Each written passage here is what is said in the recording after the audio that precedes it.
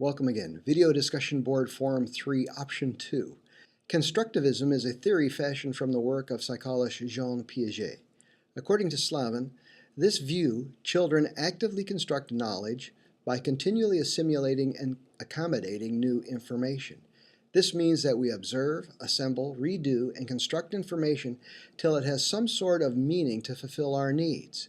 Now let us consider Scheninger's discussion on the breaking ranks framework. This framework, or rather working outline, of how schools can integrate a positive culture of technology into their school is individually suited to meet the needs of each school. So much like the constructivist theory, this framework is individually assimilated and makes accommodation for differences in school diversity. It has the ability to assess data and cultural differences specifically for a school's needs. Thus, the school's hierarchy is able to construct a model to meet the needs of the student body. Notwithstanding, Scheninger mentions the pillars of digital leadership during his discourse of Breaking Ranks framework. Upon researching this objective on the internet, we find an article by Eric Scheninger entitled 7 Pillars of Digital Leadership in Education. Inside this article of change, we find the ideology that revamping education to one of technology inclusion is a new construct of leadership. Furthermore, we embrace the system of a student-centered technology-assisted education. The result will be suitable changes in programs, instruction, behaviors, and leadership practices with technology as a pivotal element.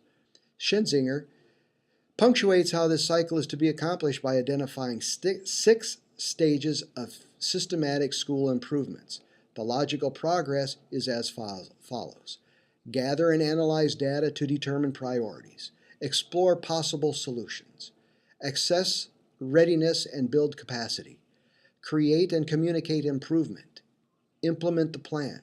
Monitor and adjust, which would lead us to number 1 above again. Thus, the cycle is just like the constructivist constraints whereby we are continually observing new information and fitting the pieces together to understand how we can better serve the succeeding generations. Technology is not going to go away. We need to control it and mold it to fit into a working device which supports how future generations construct processes in and out of school settings. With this being said, we need to start somewhere, and somewhere is now, and someone is you. Core areas of breaking ranks. 1. Collaborative leadership. It's much more than just following the lead of the administrator. It requires us, that is teachers, to embrace the change and work together toward a common goal.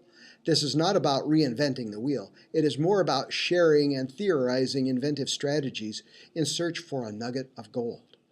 Number 2, personalizing your school environment is about making the right fit. In some cases, it could mean the right fits, as no 2 students, teachers, or grade levels are alike. Moreover, considering the 6 stages of systematic school improvement, we need to revisit the data every so often to ensure the fit is appropriate. Number 3, curriculum, instruction, and assessment is the method of acquiring the data to accomplish the goal. We might ask, what does or should this new curriculum look like? Likewise, how are we going to deliver this material so that it is meaningful? Assessment has a twofold response. First, how much information did the student understand and comprehend? And or second, how well was the information delivered? Assessing fault is not the key here. Finding the solution is what will make the curriculum and instruction better. Thank you.